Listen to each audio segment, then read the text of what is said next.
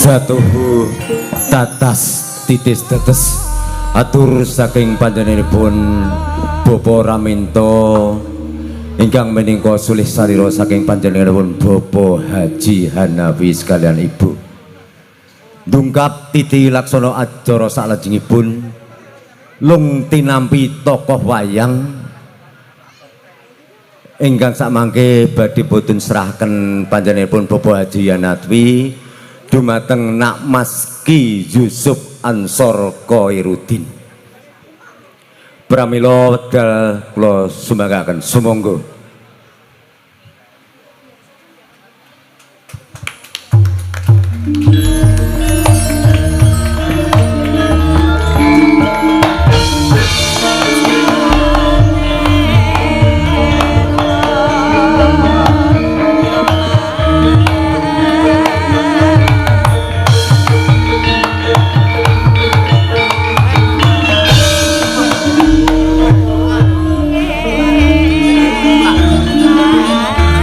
Salajengipun doa ingkang samangke badhe dipun kasalairani dumateng panjenenganipun Bapa Haji Karsiman. Pramila saking semika wedal saha swasana kula sumangaken sumangga.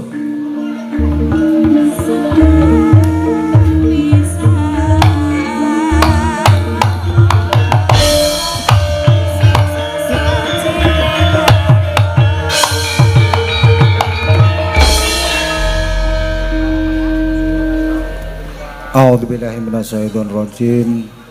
Assalamualaikum warahmatullahi wabarakatuh. Bismillah, alhamdulillah, ala nikmatillah, wala haula wala quwata illa billah. Asyhadu an la ilaha illallah wahdahu la syarikalah wa asyhadu anna Muhammadan abduhu wa rasuluh la nabiyya ba'dah. Dumateng panjenenganipun para bapak, para ibu pamirsa ringgit wacucal ingkang tansah kula hormati, linangkung dumateng sahibul hajat Bapak Haji Hanafi sak gotrah ingkang tansah kula hormati, bapak-bapak perangkat pemerintahan, Bapak RW, Bapak RT sedaya ingkang tansah kula hormati, sumrambah dumateng Mas Dalang sak pengombyong ingkang tansah kula hormati ugi. Langkung rumiyin sareng-sareng tansah ngaturaken raos syukur wonten ngarsanipun Allah Subhanahu wa taala kanthi waosan alhamdulillahirabbil alamin. Pilih kula lan panjenengan sami ngantos wedal dalu menika tansah pinaringan pinten-pinten kanikmatan katitik dalu menika kula lan sami saged makempal nuhoni menapa ingkang dados undanganipun Bapak Haji Hanafi sak perlu dalu menika kagungan hajat inggih menika tasyakuran griya kos-kosan jelita ingkang nomor 3 menika katitik panjenenganipun Bapak Haji Hanafi tansah ngaturaken raos syukur wonten ngarsanipun Allah Subhanahu wa taala. Mugi-mugi raos syukur menika mboten namung kagungane Bapak Haji Hanafi mawon, mugi-mugi lumeber dumateng kita sedaya ingkang rawuh wonten mriki, khususipun lumeber dhateng warga RW 3 khususipun RT kalih. Amin ya rabbal alamin. Salajengipun sholawat ugi salam mugi tansah kunjuk dhateng junjungan kita Nabi Agung Muhammad sallallahu alaihi wasallam. Mugi dumugi sak garwa sak putra sak sobatipun sumrambah dumateng kula lan sami ingkang setya tuhu tansah nindakake menapa ingkang dados syariatipun ing pangajab kula lan sami tansah dipun daku dhateng umatipun tansah pinaringan sawadul sumah wonten yaumul qiyamah. Amin ya rabbal alamin. Allahumma sholli ala sayyidina Muhammad wa ala alihi wa sahbihi wasallam. Bapak-bapak, ibu-ibu ingkang tansah kula hormati, wonten mriki kula nuhuni menapa ingkang dados aturipun Bapak Haji Hanafi kapurih sareng-sareng ndongaaken. Nggih, ndongaaken sakjane nek Pak Haji Hanafi niku mboten ndongaaken pun tansah pinaringan keberkahan sedaya. Lah, mulanipun sareng-sareng supados kula lan sami niki pikantuk berkahipun lumeber saking panjenenganipun Bapak Haji Hanafi, kula nyuwun wasilah waosan suratul ikhlas kangge ngestreni menapa ingkang dados hajatipun Bapak Haji Hanafi. Mugi-mugi tansah pinaringan kerahmatan, pinaringan keberkahan sehingga kos-kosane segera penuh ngoten nggih Pak. Amin. Nggih. A'udzubillahi minasyaitonir rajim. Bismillahirrahmanirrahim. Qul huwallahu ahad, Allahus samad, lam yalid walam yulad walam yakul lahu kufuwan ahad. Qul huwallahu ahad, Allahus samad, lam yalid walam yulad walam yakul lahu kufuwan ahad. Qul huwallahu ahad, Allahus samad, lam yalid walam yulad walam yakul lahu kufuwan ahad. Mugi-mugi kanthi ikhlasipun panjenengan maos suratul ikhlas dadosaken berkahipun hajatipun Bapak Haji Hanafi sumrambah dhateng kita sedaya ingkang rawuh wonten dalu menika saha sedaya masyarakat RW 3. Mugi-mugi hajatipun dipun kabulaken wonten ngarsanipun Allah taala. Amin ya rabbal alamin. Kawabillahi syaidan baini wa bainakum syahida rahmatullah wa ridwan ila hadratin Nabil Mustafa sayyidina habibina Muhammad sallallahu alaihi wasallam wa ala alihi washabihi wa abihi wa ummi wa dzurriyyatihi wa alil bait wa kullu rasiti minal anbiya muslimin wal uliya wa sadiqin wa sahabati wa tabi'in wal ulama ilamilin wal muslimin khalisin wa jamil mujahidin fi sabilillah wal malaikatil muqarrabin asmain khususan Sayyidi Muhammad Nur wal Turbani ala ghusnul Syekh Abdul Qadir Jalani Jamil Qudrabani ala ghusnul Khadrati Musnabi Tawalu Zul Jamba sallallahu wa matabiyah khususan Sasafi Sahanafi Samalik Hambali wa Busran Fadli Sajabar Al-Maki Al-Ngobi Haran wa bil Syekh Muhammad Jabir Al-Jalil Ibnu Jumar radhiyallahu inna natawassalu tasdiqan wa taslukan wa walidina wa walatina wa zuzina wa habibina kunana wa jamil mu'minin wal muslimat fi adal majlis al-hadirun wa hajatuna ilaka wasir wa anta alimul basir irhamna ya rahman rahimin. Sa'udillahil Fatihah. Bismillahirrahmanirrahim. Alhamdulillahirabbil alamin arrahmanir rahim maliki yaumiddin iyyaka na'budu wa iyyaka nasta'in ihdinas siratal mustaqim siratal ladzina an'amta 'alaihim ghairil maghdubi 'alaihim waladdallin amin. A'udzubillahi minasyaitonir rajim. Bismillahirrahmanirrahim. Alhamdulillahirabbil alamin hamdan syakirin hamdan zakirin hamdan na'imin hamdan masbih ya rabbana alhamdulillahil wazikal karimi aisul tarik. Allahumma sholli ala sayyidina Muhammadin sholatan tunjina biha min jamili walafat wa tadilana biha min jamil hajat wa tudirana biha min jamil syai'at wa tarfa'una biha ala darajat wa tubaliguna basilat wa ya khadiyal hajat min jamil khairatil hayati til mamat. Allahumma rahmatan Muhammad wa aslih umatan Muhammad wa nawwir umatan Muhammad wa farij umatan Muhammad wa angbir jami'an umatan Muhammad wa farij umatan Muhammad ya wa kabar. Allahumma inna nas'aluka rahmatan lil alamin wa nas'aluka rahmatan lil Islam wal iman wa husnil khatimah wa nas'aluka rahmatan lil huda wa taufiq wa nas'aluka rahmatan lil nabiyyin wal mursalin bi rahmatika ya arhamar rahimin. Bismillahi ma syaa Allah la quwata illa billah. Bismillahi ma syaa Allah la yasukru khaira illa Allah. Bismillahi ma syaa Allah la yasrifu su'a illa Allah. Bismillahi ma syaa Allah maka min nikmatin fa min Allah. Bismillahi ma syaa Allah wala haula wala quwata illa billahil aliyil azim. Allahumma tafa'ana minal bala' wal fitnah wal amr wal burka. Allahumma sib'ana minal bala' wal fitnah wal amr wal burka. Rabbana dzalamna anfusana wa illam taghfir lana wa tarhamna lana minal khasirin.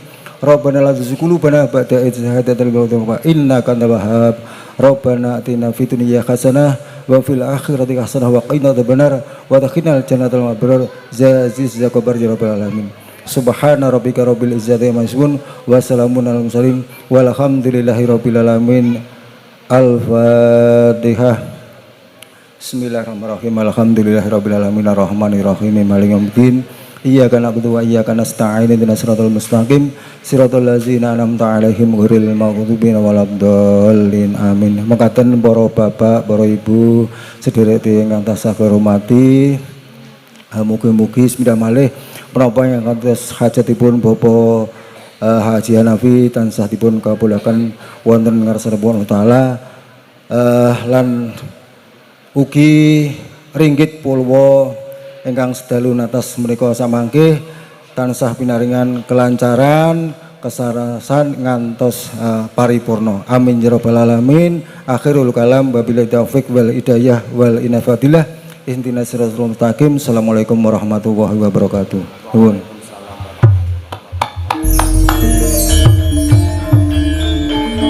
Nggih, menika wau titik laksana adicara ing dalu menika sampun kalamantang digangsar mboten wonten pambeng panapa-punapa. Kula minangka pambiyawara hambuk bilih anggen kula matur wonten cecet cuweten atur kula nglenggana amargi kula tasih kirang sesrepan basa tuwin sastra kula nyuwun lumunturing samudra pangaksami. Sumangga sugeng hamirsani saha sugeng lenenggahan kanthi mardu mardikaning penggalih kados pundi babare gonta cariyos ing dalu menika ingkang mundhut cariyos Bagong dados ratu kula sumanggaaken dhumateng Nak Mas Ki Yusuf Ansor Khairuddin. Nuwun matur nuwun. Wassalamualaikum warahmatullahi wabarakatuh.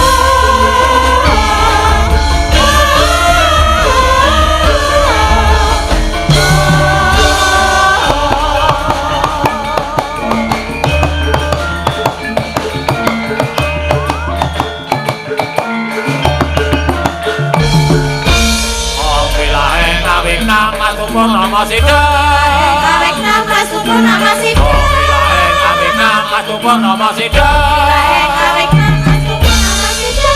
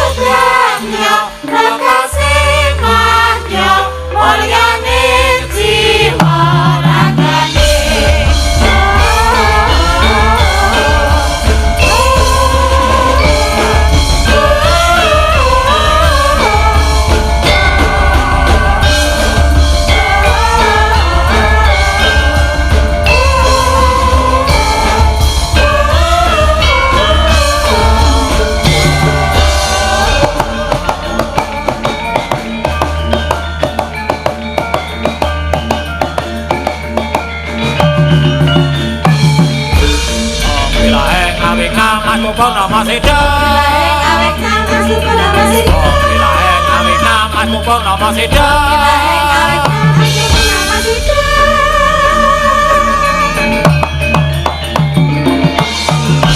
Saya silakan Ratu saya Ingin terbang Berani rasa Kesalahan yang sarira Ayo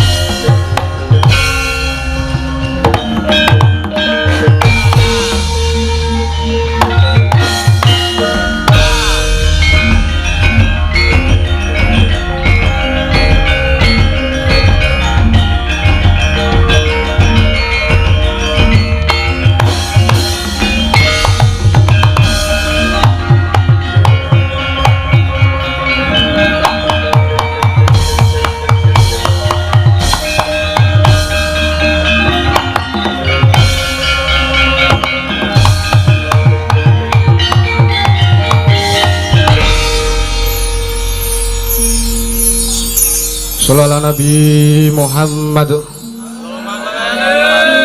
Bismillah. Assalamualaikum warahmatullahi wabarakatuh.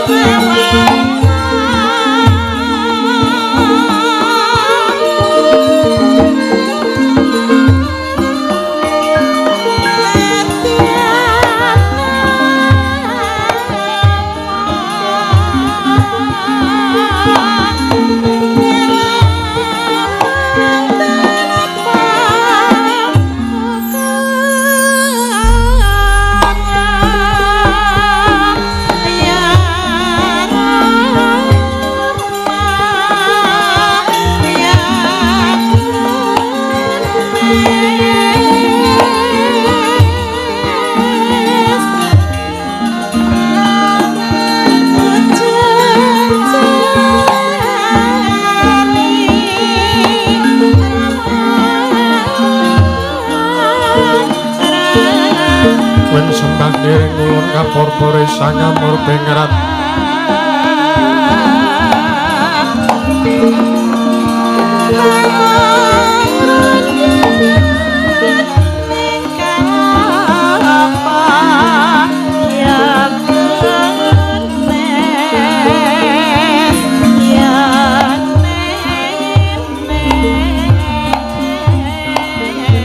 mring sahanan ingkang mrengkanan siang tasih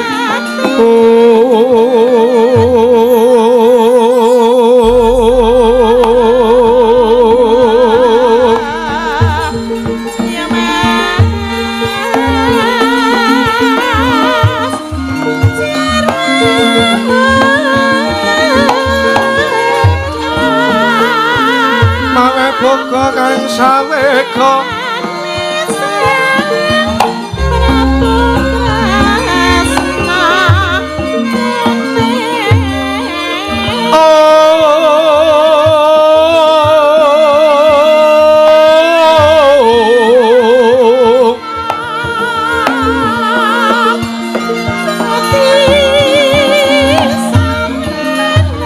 masering telahan nyawang kanan mamuju henwang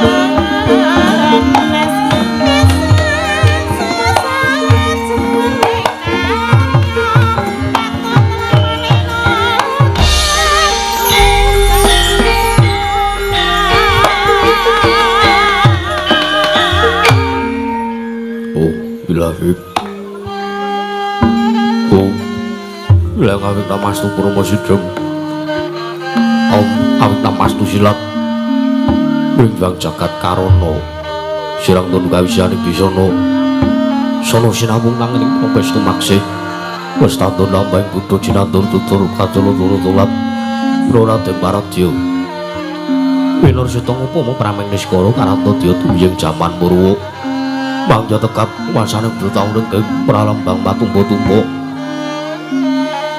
Marmo panggung panggung sang berwengkota sikebyar tematining Bayang Purwa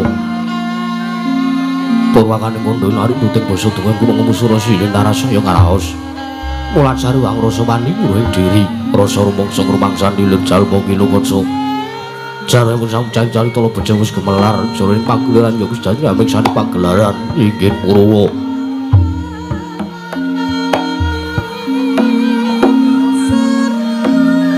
Surya Candra darum yang karep kawis kena putra teka sesari ratu angedri bawono perwateging nduk sina gilir kepanti teman dadi pitanganing dina sasi warsi windu kang sarta abad tetunggulan pangkartu mangkarku isine rambun kaya jamating krembyah dadi padhe kutu alang katogo burana yang grondo dadi brana tanpa wicalan padang terawan sinar sang hyang retnawi ingkang ngarsa merbawani jagat mungguh jagat wetan mungguh Mungguh kalukan mugara bang meranganga lamun kayak saya dilat-dilat bumi saya tahu sebelum sang hyang arupa kartosa belakanan gerak bangis mejenar kaperbawan sinar sang hyang basonto tanam tu katon ijo royo-royo panggu gunung yang biru moyo-moyo puceng gunung ini melan gedanu kasil yang meraban sono lenggat lenggut nganti kaya gunung mangku comigo Tawis tangu suleng kamu dasi di luar songpo ibu kok garap tegal sawai anglu silur tangan pedoti sampai sesedonan pikul karu nguni anggiring rojo kayani samunono pirembakan somor wangi sang jangar koso tangu saya inggil wis katon melus dan jagat dulu ke berapa paton ditulis tanggulon sinaring jagat kang sang buyo doro peti jor bekukuwung paredatan wonten ingkang amadani kekunging Praja Negari Ngastina.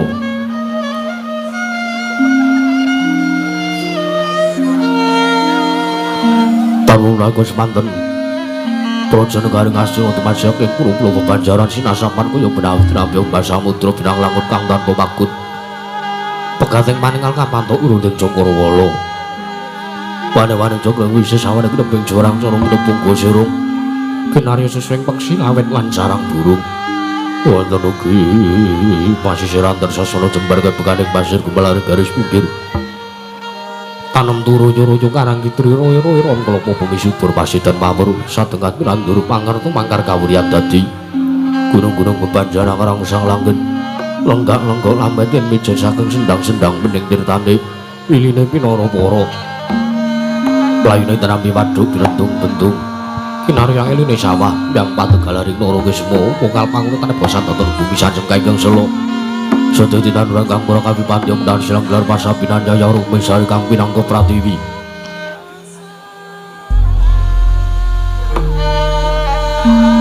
pategal kepuluh jenggang angker buyi godhongan diambit wae ngati kaya pangrumpang non bedanti polo kependem polo kesimpar polo kemantung sadutan kujiwa cinawi dukulan kemawek sarasaning diri ingon-ingon aja kaya dewen sansayang rembug lamun siang ngaglaring bangunan lamun wanci sarep sori samya mulih parang kandangi dewi-dewi datan ana jaraning kandhang agunanjing palang lapet tebih saking tindak durjana cuti samya sayog saka kapyakan ngring dosa bangsa duwe negari Ngastina ya negari Gajahaya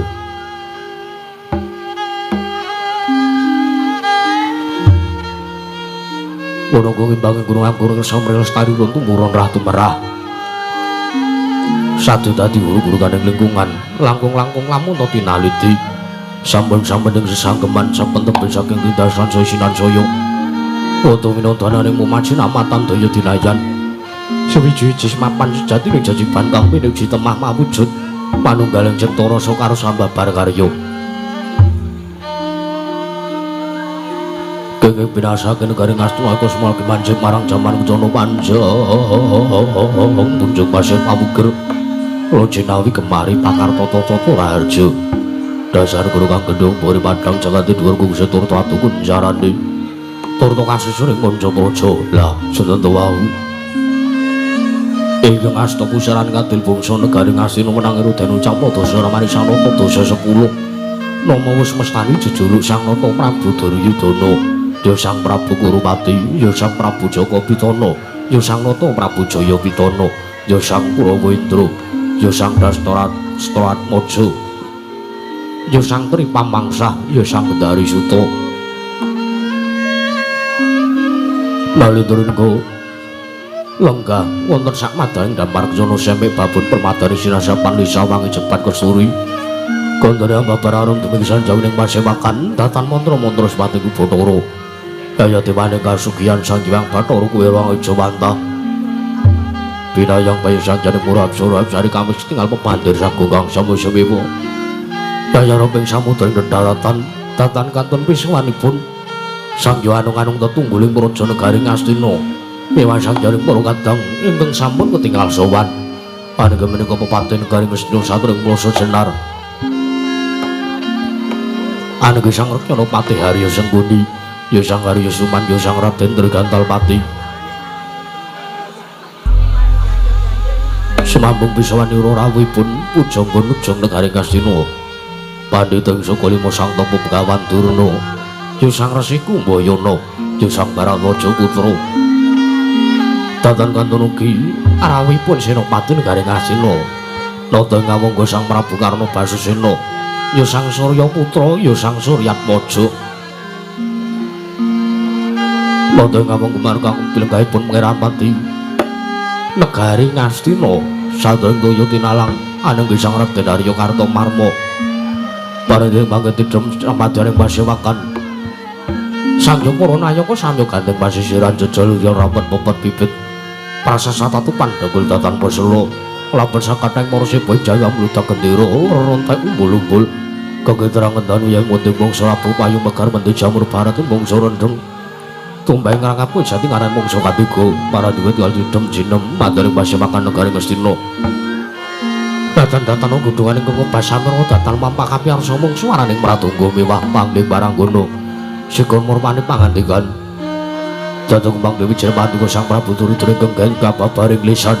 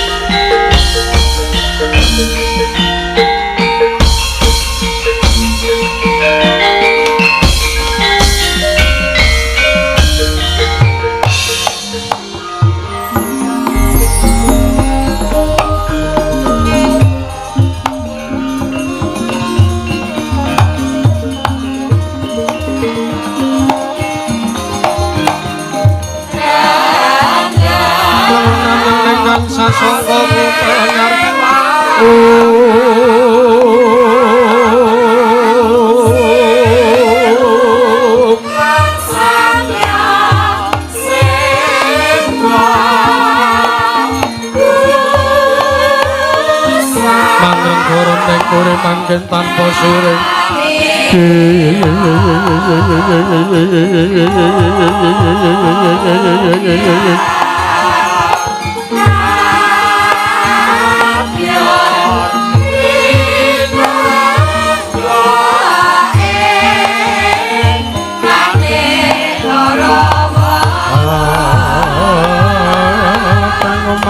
semas muruk ning langit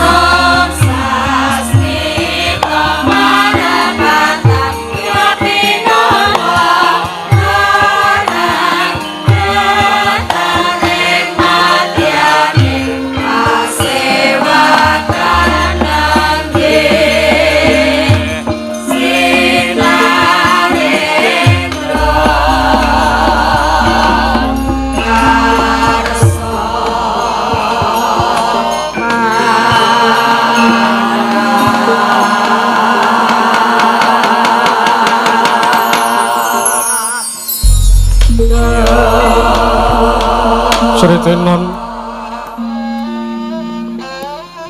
ning paseakan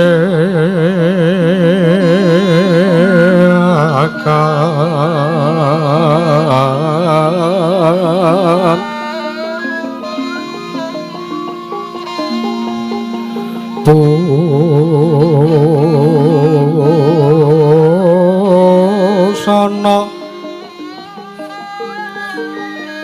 maneka warna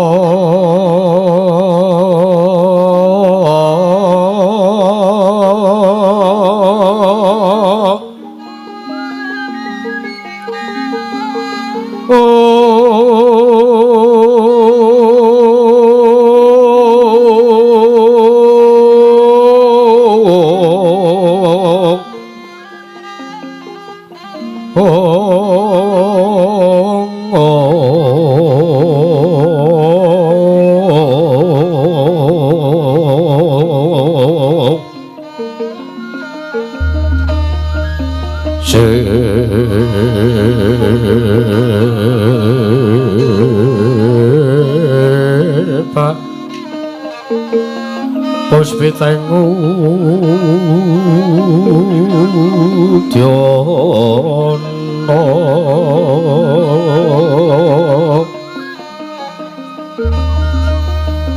Myang Manjrah Sarwarukma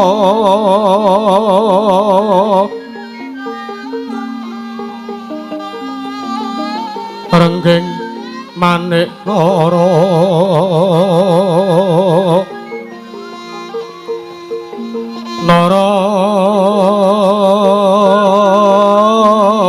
Narawata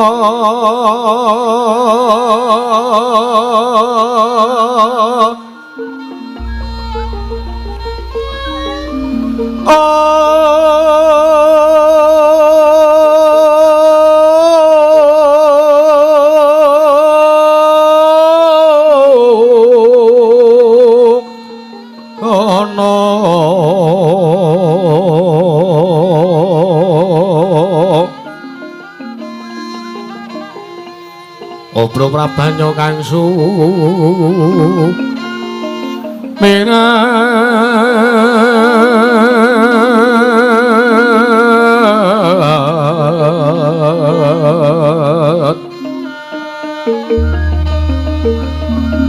kenyaring teca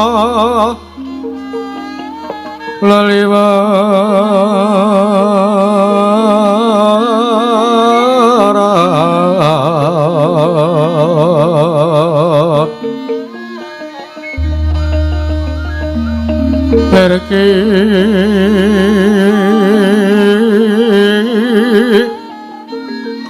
laci siring adet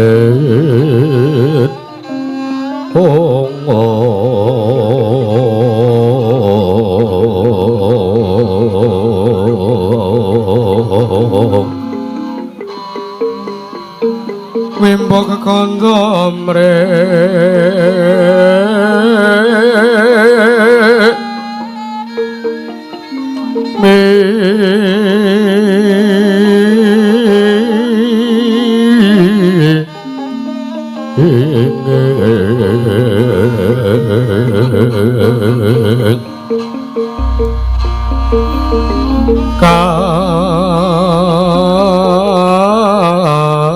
Katiupeng maruta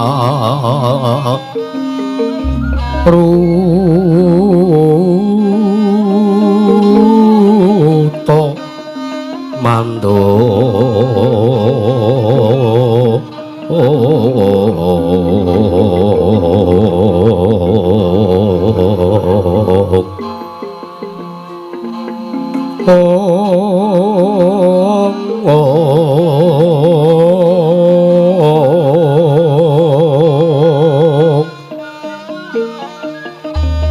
saparan mangambet ungas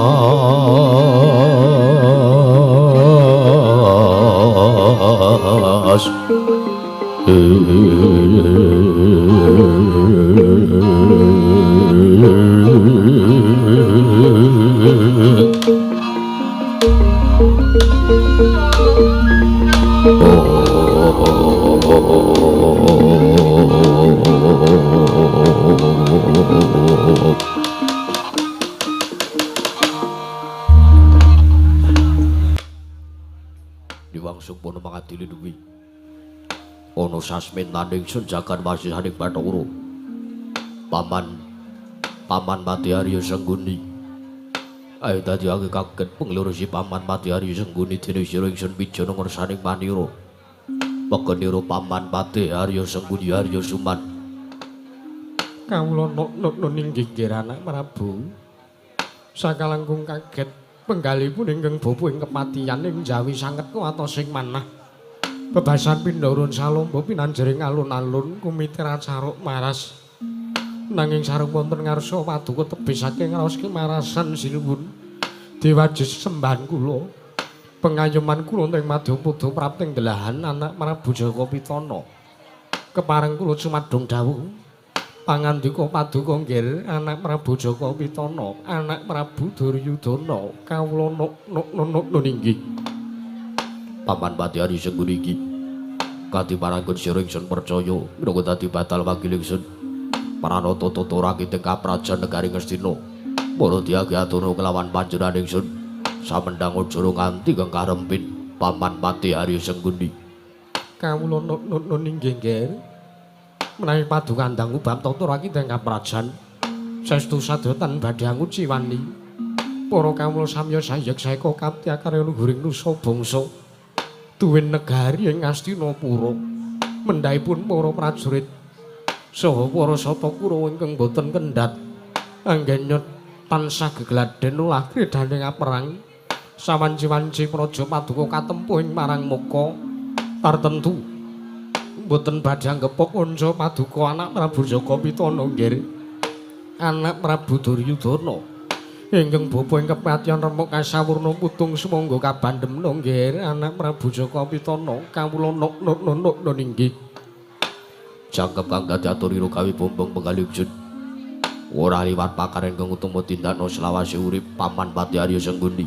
kawula nun inggih namung dereng lansak sampunipun kepareng ngambuk kula ngaturaken sembah sungkem pangabekti kula kunjuk sandhap padha paduka anak Prabu Jaka Pitana nggih anak Prabu Duryudana paman Arya inggih kula tampi dawuh sami-sami boten langkung kaskecan lenggah paduka paman Mati Arya Sengguni anggen rawuh prapta wonten praja negari Ngastina dinten sak mriku paman Arya inggih nggih sampun boten ngrang prayogi bisawanipun ingkang bapa ing kepatihan dinten sak menika anak Prabu kawula nun inggih Pupu Brabandurna nun manggi Pupu Braban sarau paduka Pupu Brabanduring Saka Lima ingkang putra Duryudana ngaturaken asung pasegan Monokrambi saumugi tansah manggi wilujeng rawuh paduka Pupu Brabandurna wonten praja negari Ngastina Pupu Braban Saka Lima wah astaga swala sila bertapa sumaranti hawala gamana kula gopre kantil bututing selikur kula naknan nggih kula naknan Kepareng paduka miji dhumateng piswanipun ingkang bopeng saka 5. Oh, dinten sak menika wilujeng piswanipun ingkang bopeng saka 5. Mboten manggalangan setunggal punapa. Pasegat panakrami tuwin Pambagya Raja sampun ingkang bapa tampi akare bombong raos menggalih. Mboten langkung ingkang bopeng saka 5 ngaturaken salam taklim kula mugi kunjung ngarsa paduka anak Prabu Jaka Pitana nggih, anak Prabu Duryudana. Sampun kula tampi akare bombong raos menggalih. Mboten langkung kasih canu lenggah paduka. Bobo Penemban Durna ing saka 5 dinten sak menika Bobo Penemban. Oh, sampun mboten Kang Prayogi. Bisawanipun ingkang bapa ing saka 5 dinten sak menika nggih wonten Praja Negaring Ngastina, anak Prabu Duryudana. Kula dene Kakang Prabu Karna Basusena ing Awangga sarau paduka ingkang rayi ngaturaken pasegan monokrami. Pambagya Raharja mugi tansah kunjung ngarsa paduka Kakang Prabu Karna Basusena ing Awangga Kakang Prabu Karna. Jagat pangestu ora wayah loro jagat. Yayi. Sakalangkung paduka Yayi Prabu Jaka Pitana.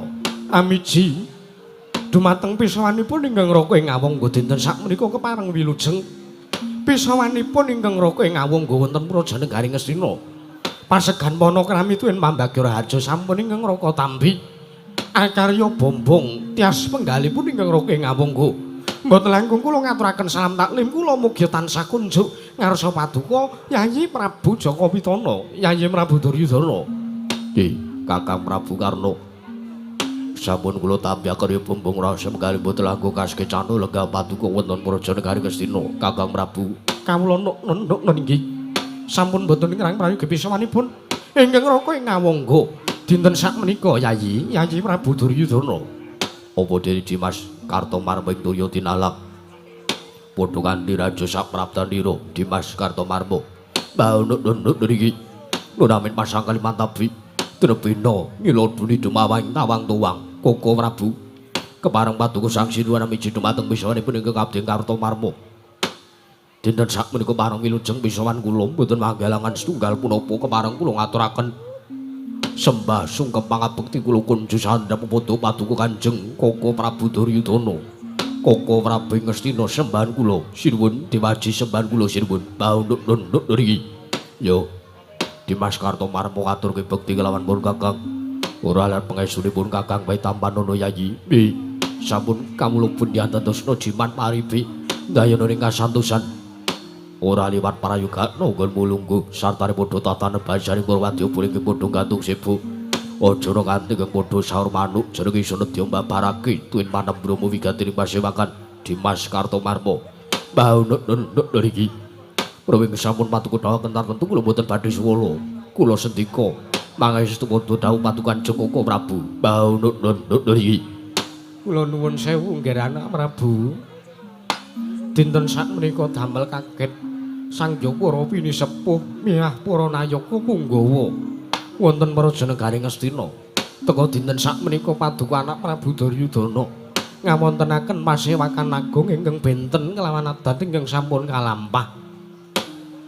Awi anak Prabu kula aturi paring dawuh wonten wigatos menapa ngantos ing sak mangke nglempaken Sang Jawara pinisepuh kalebet ingkang bapa ing kepatihan. Kepareng ingkang bapa nedya nganglungaken jangga nilingaken karna mastuti sabda tama paduka anak Prabu Jaka Pitana. Menawi kepareng tumenten kawedhareng kathah nanging menawi wadi tumraping para kadang sentana.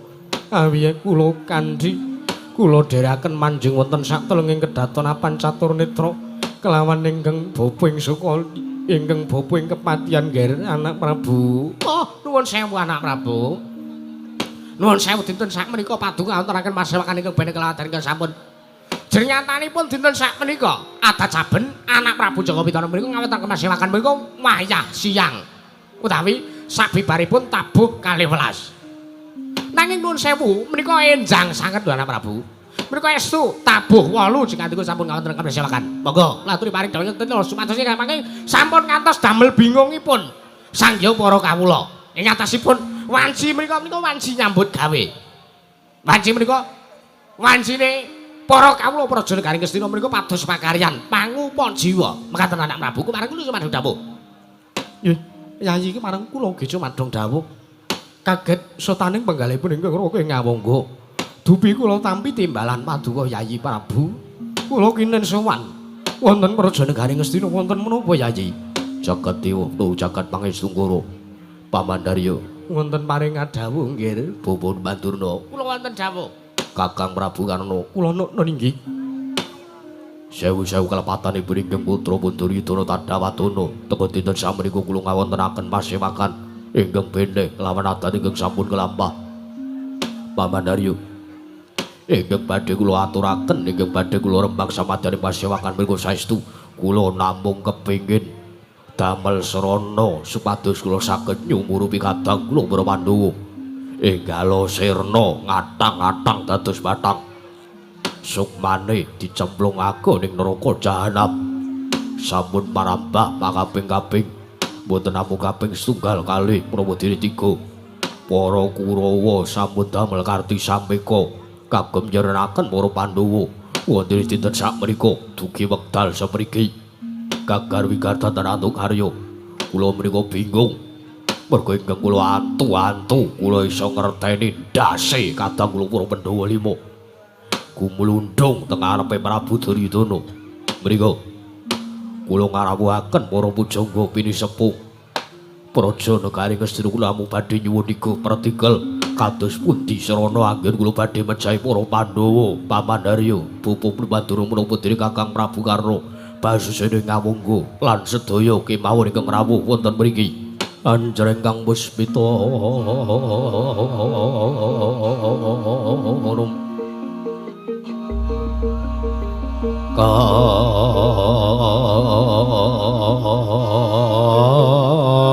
Kasilireng samirana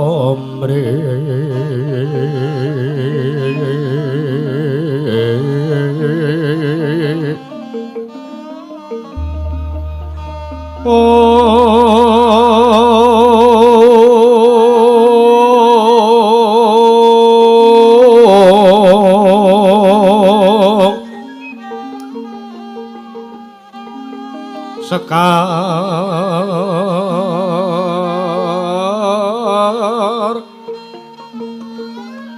kadhong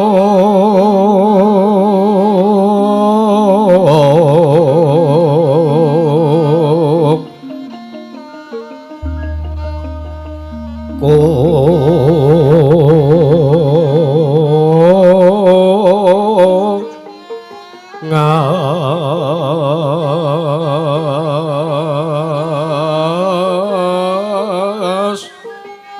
kandhanya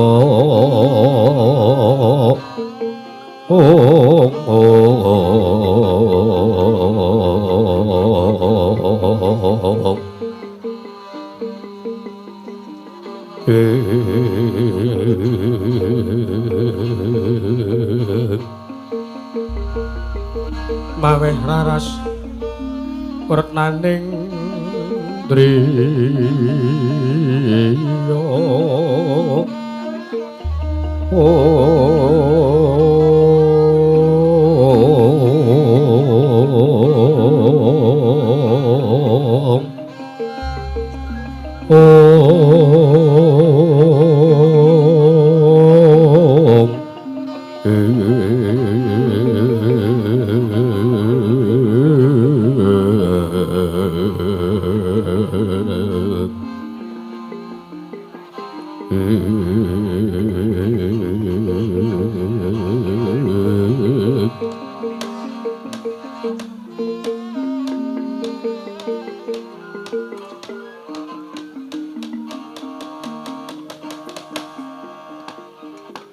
nyawa-nyawa jimat sesembahan kula nggih anak Prabu kula nyuwun mangapunten kaget penggalih kula sareng paduka anak Prabu Jaka Pitana paring dawuh bilih dinten sakmenika jengandika kepengin damel surana kareti sampeka kagem mejahi dhumateng pun para Pandhawa kula nuwun sewu lunggir Kurawa menika kirangipun menapa to cobi kula tak nyuwun mriksa anggenipun damel karti sampeka kepengin mejahi dhumateng pun para Pandhawa menika menawi dipun netang sampun ping pinten kemawon cobi mangetang ping pinten mawon Sarat sarwana karti sampeka kagem mejahi dumateng pun para Pandhawa dugi sepriki gagar wigar datan antuk karya nggih. Jengandika mesti kemawon ngemuti duk nalika lelampahan bale sigala-gala menika nalikanipun Pandhawa tesih lare. Pandhawa tesih lare kemawon didayane ora jamak-jamak. Ning atase Pandhawa mapan wonten sak lebeting bale sigala-gala. Tumuli bale sigala-gala dipun besmi dipun nobong dening para sata Kurawa. Wekasaning sak mangke kula manggihaken rongkongan menungsa cacahipun 6. Jebul tinemunipun rongkongan menungsa kala wau menika sanes kok para Pandhawa. Nanging kula piyambak ugi boten mangertosi menika jatosipun rongkonganipun sinten.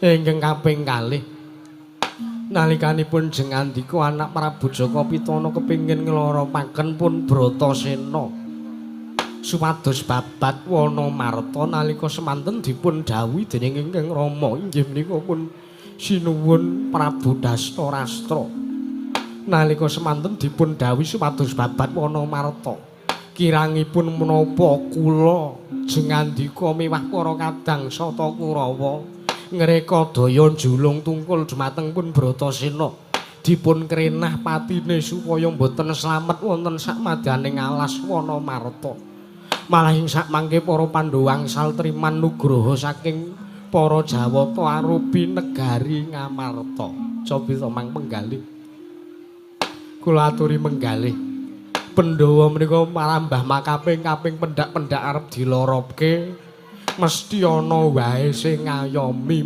mbuh menika dewa mbuh menika titah mesti kemawon para Pandhawa menika menawi dipun damel angel dalane malah kadang malah sok kepenak uripe dewate wonten dawuh Kakang nuwun sewu ta nuwun sewu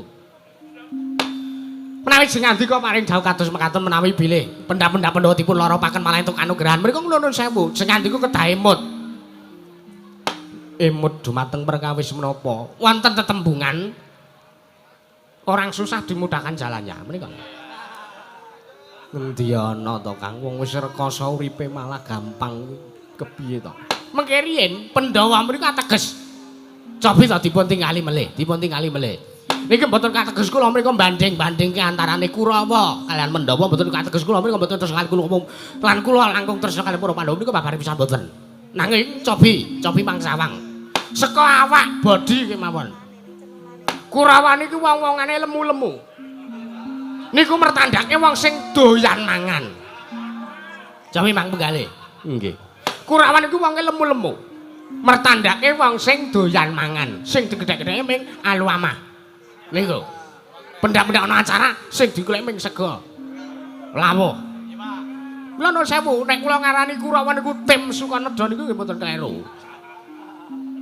teges Kurawa awake lemu-lemu niku kokean mangan wong nek kokean mangan kuwi kurang prihatine ngaten Kakang nggih lajeng para Pandhawa menika awake cungkring-cungkring Pandhawa menika awake ceking-ceking Pandhawa menika awake gering-gering awake kuru-kuru mboten enten sing lemu Werkudara awake gedene semana nika mboten lemu ning nika otot merga Werkudara sering protein niku napa kok sik ora wae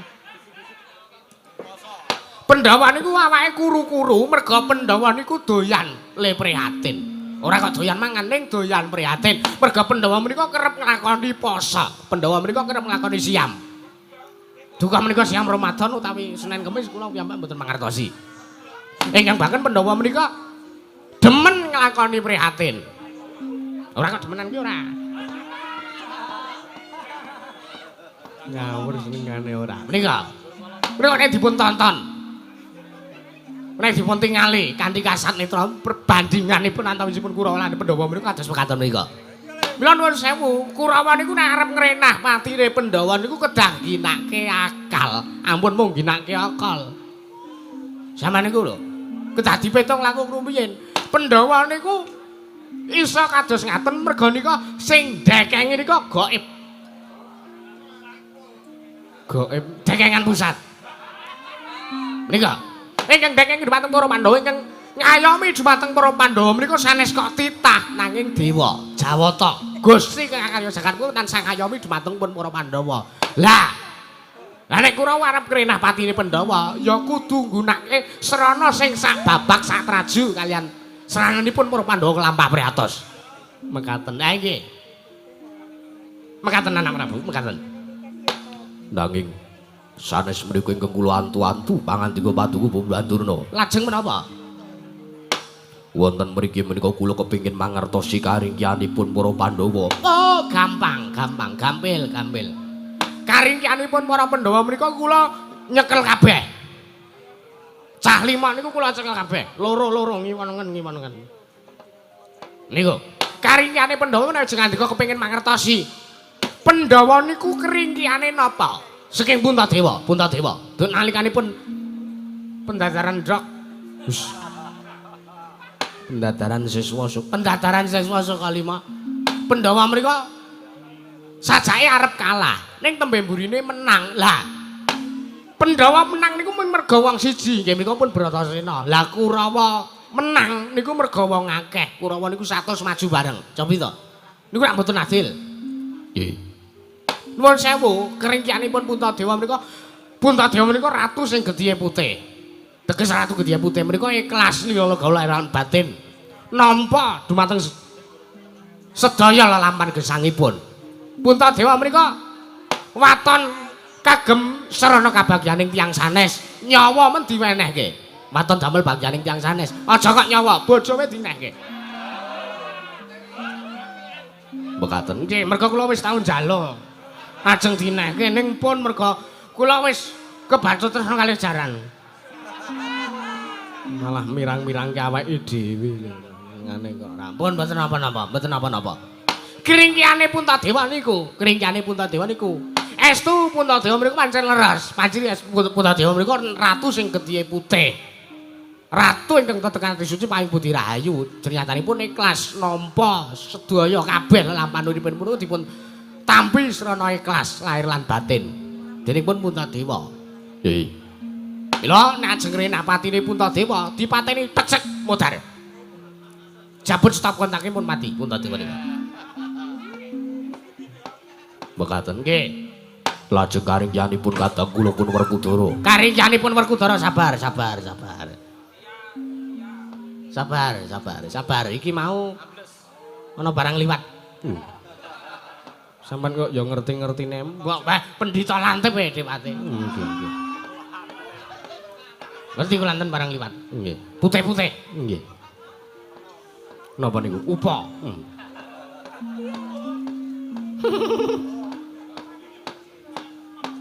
Werkudara mriku keringkianipun dlogak-dlogok bocahe. Werkudara dikon ngalor, mesti mangkat ngalor. Werkudara dikon mangkat ngidul, mangkat ngidul. Werkudara kan bunuh diri, kirangan gelem menapa mboten. Sing andika mriku kados pundi? Ketikanipun Werkudara menika manutan nek dikongkon. Pancen bener Werkudara menika manutan larenipun. Murid kula Werkudara menika manutan. Nek dilorope nggih mesti kemawon purun nyemplung wonten segara. Werkudara kowe nyemplung ning segara. Mengke kajengipun dipangan dening buron toya, buron banyu, iwak-iwak gedhe, paus, hiu. Lan sami turutipun, wader, nila, lele. Iwak tongkol. Niku Werkudara keringane wonten mriku niku. Nggih.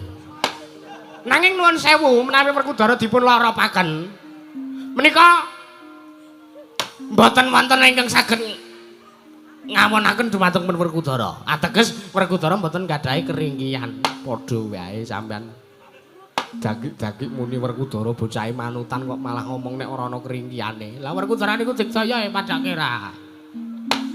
Lajeng kadang kula Arjuna keringkianipun menapa? Oh, Arjuna niku keringkiane ming sunggal, wedokan pun niku wedokan. Niku Tiyang putri. nggih, wanita. Nggih. Arjuna niku pendak-pendak lunga saking negara Ngamarta. Nek ora tapa ya ming kecandhal wedokan niku. Lah nek arep renah patine Janaka, gampang. Dipun padosaken wanita sing wayu. Sing wis pokoke samu barange sae ning duwe penyakit. Saya sangu. Gandeng kelan pun Janaka. Janaka mati saya lemes awake saya kuru. Janaka modar. Mergo penyakit Lion King. Sampeyan neka-neka. Lho niku wis to. Wong lenane gonta-ganti wedokan mesti resikone ming niku. Resikone ming niku. Mila aja waton nek arep jajan Dewate sampeyan niku. Nggih. Sampeyan niku mun anak sakniki. Nggih. Aja waton teng jaba aja waton. Eling sampeyan pun dioperasi ping pindho sampeyan. Nggih, Kakang Durna nggih. Muti bedah. Ampun ngawur sampeyan. Tuminta sing saterpe mawon Dewate. Mengkaten nggih. Nika. Nalika ngantika badhe kriyat dumateng pun patinipun para Pandhawa menika estunipun gampil sanget nggih. Nanging ingkang kula aturaken kala wau menawi badhe mejahi dumateng para Pandhawa menika kedanginaken akal ampun ngantos ginaken nakal anak Prabu Duryudana. Sikra-sikra yen permana gansa sikra ngelaken tawang sesangga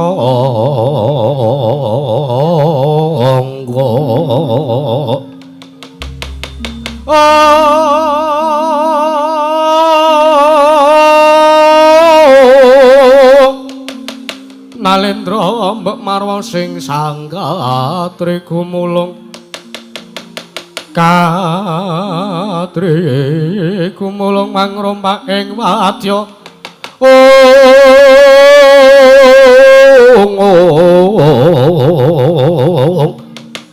Wartakrane kagiri nanggana magawya gelarira wang-wang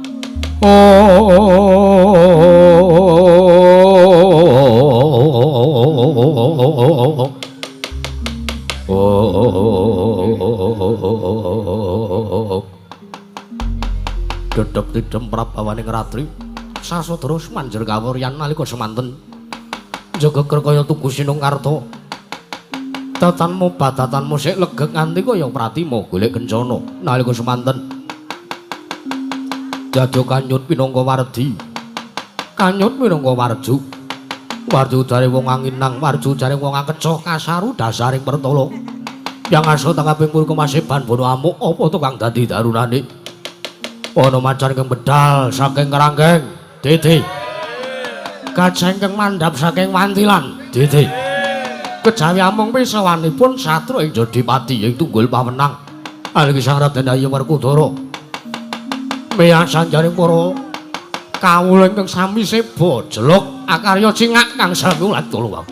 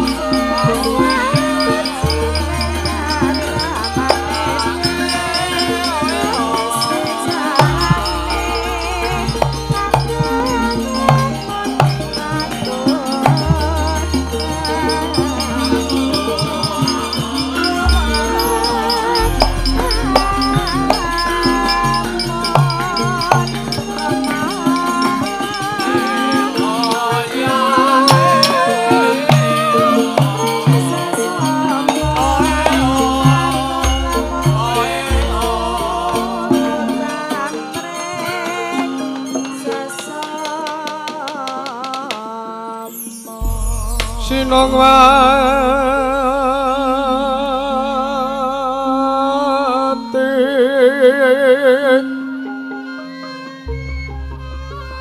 Sinongwati jagat kinhari ambong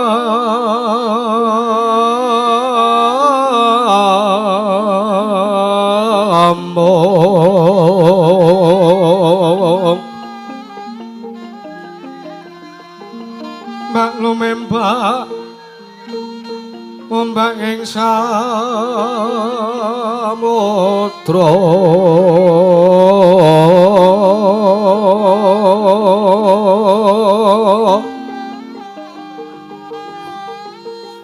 ana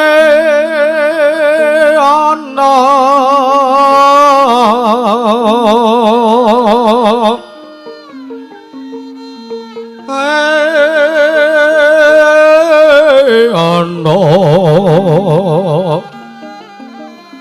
palelumut ambrek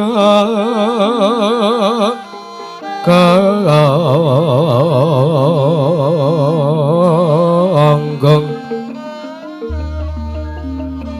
awito denceng-dencengan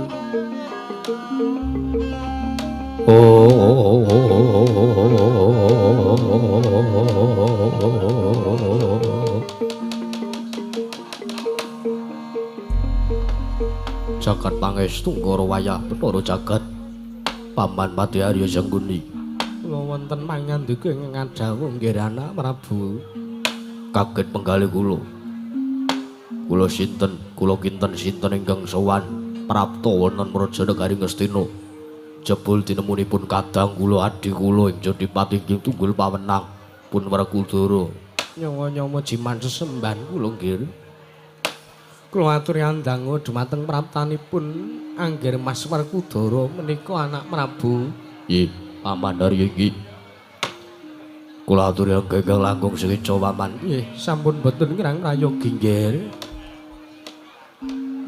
niken teka niken sing endi niken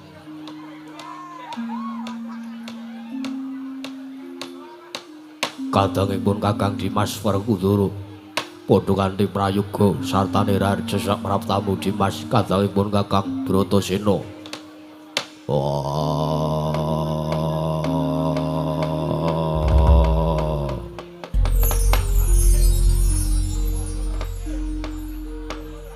Duryudana kakangku selamat tekaku kowe miji sowanku ning Praja Negara Ngastina ora ana alangan suwiji apa selamat tekaku aku ngaturke basaku katura tampanen bersani Duryudana kakangku ya kadangipun Kakang Dimas Werkudara siadi atur basa atur bekti kelawan pun Kakang ora pangestunipun Kakang Tampanono Yayi tak gegem dadake jimat ora liwat parigan nunggu niri siadi lungguh ning Praja Negara Ngastina ya Duryudana kakangku kaya wis ora kurang kepenak sowanku ning Praja Negara Ngastina iki Duryudana kakangku Angger Werkudara ngaturaken kasugengan rawuhipun Angger Werkudara ngaturaken pambagya raharja nggih Raden Werkudara sanggone bapakku selamat tekaku ora ana langan swiji apa-apa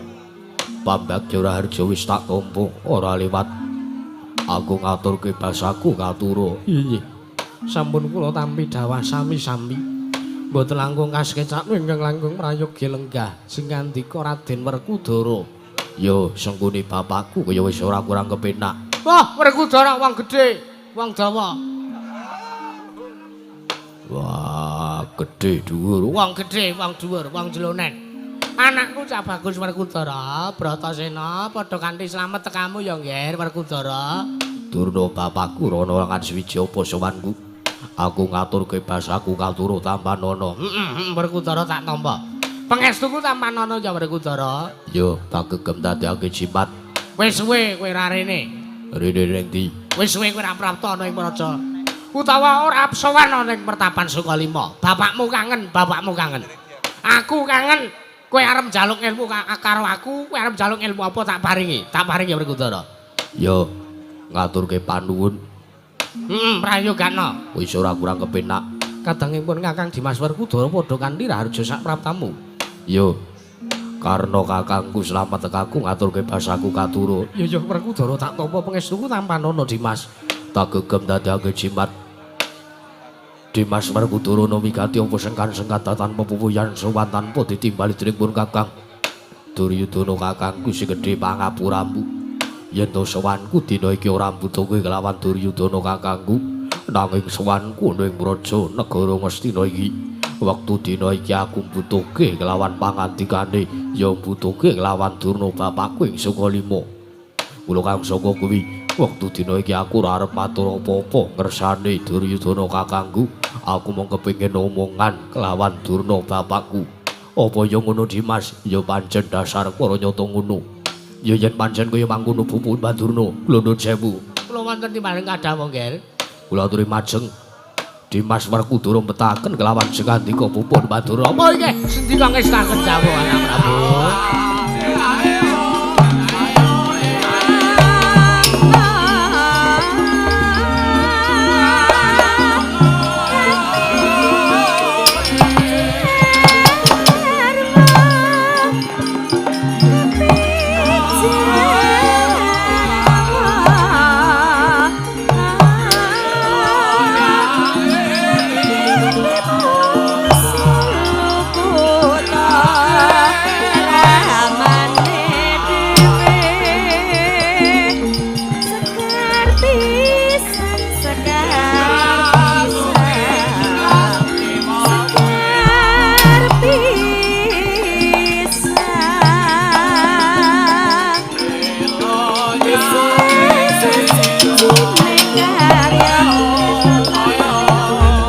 Pandhita kang kinarya wangsit pindha kumbang. Pindha kumbang angat saping tawang susah angin ngending gone.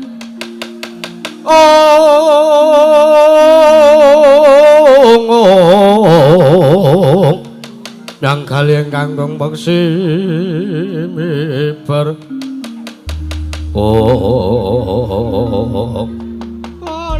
Lole kentas waru kembal manyar-manyar jok ning dukul wana alas-alas tadi wana.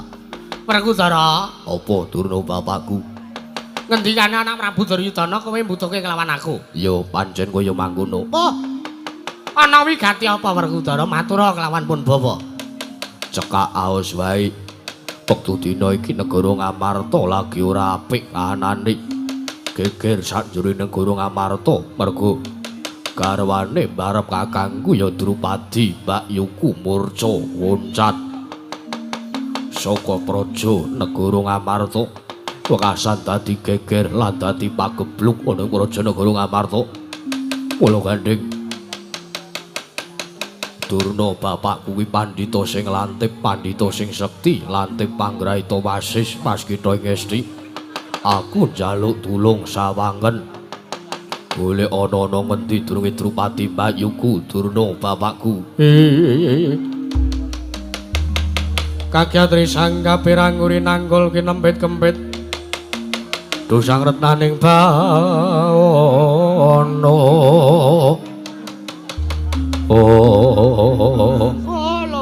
Lole gandang blekuduk manyar-manyar. Ya Werkudara kaget aku, kaget.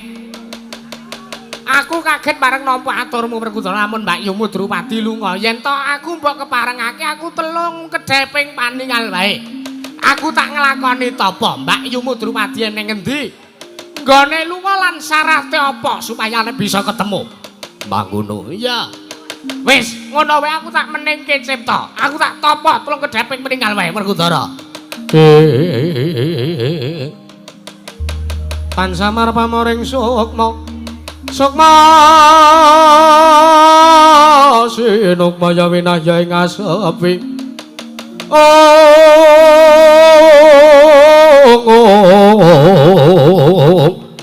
Pambukaning warana tarlen.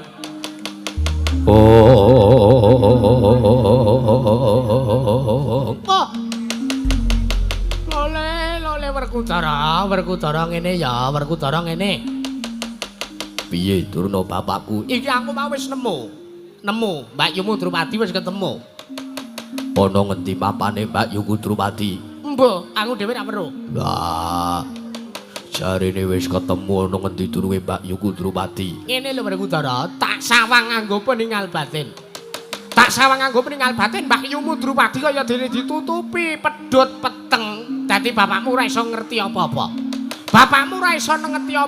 Ana ngendi Mbak Yumu Drupadi, lagi karo sapa, lagi ngopo. Pun bapak ora iso ngerteni. Nanging wis kena papane Mbak Yuku Drupadi ana ngendi wis kena ketemu. Wis ketemu Werkudara, wis ketemu. Banjur syaraté opo kanggo nemokke satane supayane Mbak Yuku Drupadi bali ning Prajanegara Ngamarta. Iki mau ngene. Miturut wangsiting para dewa sing tak tampa, iki mau ngene. Dewa ngendikake karo aku. Ya karo pun bapak, karo bapakmu. Lamun Mbak Yumu Drupadi iso bali ning Praja Ngamarta, paton ditumbali dening sawijining menungsa. Wah, Mbak Yuku kudu ditumbali sawijining menungsa ben iso bali ning Prajanegara Ngamarta. Pancen nyata, pancen ngono. Pancen bener ngono Werkudara. Banjur sapa wong sapa sing kudu tak pateni? Apa wong kuwi mau ratu, apa wong kuwi mau satriya, apa wong kuwi mau pendhita? Kage paringa dawuh kelawan aku. Dudu kok ratu, dudu kok satriya, dudu kok pendhita. Nanging wong iki mau ora ana pengaruhe apa-apa tumrap Prajanegara Ngamarta. Ateges wong iki mau mung bakal nyrimpeti lawan lakune para Pandhawa nggone laku dharma ning bumi Naswajawa ya ing alam donya iki. Wah, sapa Durna bapakku? Werkudara nek aku omong apa kowe ora kaget? Ora. Nek aku omong sing saknyatane umpama kowe takon mateni wong iki mau apa kowe bakal selak? Ora. Aku ora bakal selak. Mergo watake Werkudara dudu kaya ngono, watake Werkudara mono watak satriya. Ora bakal selak yen to wis duweni ujar utawa duweni janji. Bagus. Kuwi wis dadi aturmu lho Werkudara, wis dadi aturmu. Ya. Para paringa dawuh sapa sing kudu tak pateni? Ora liya ya mung Panakawan. Panakawan. Panakawan abdi kinasih para Pandhawa, anak ragile Semar Badranaya sing jeneng Bagong Werkudara.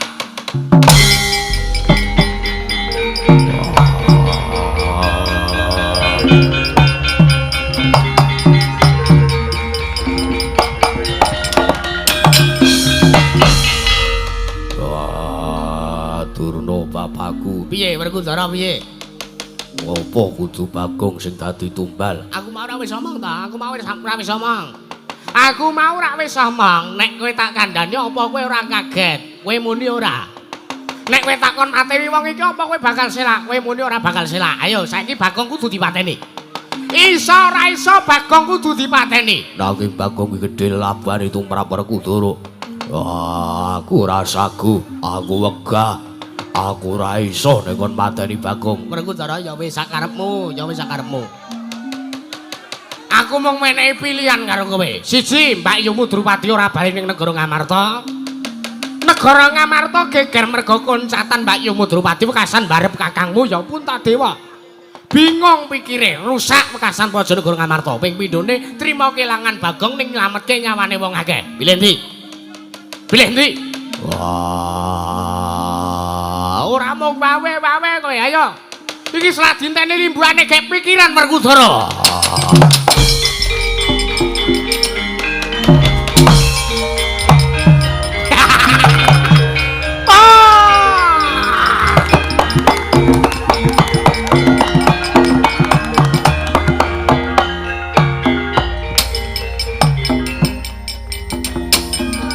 Alon sabar.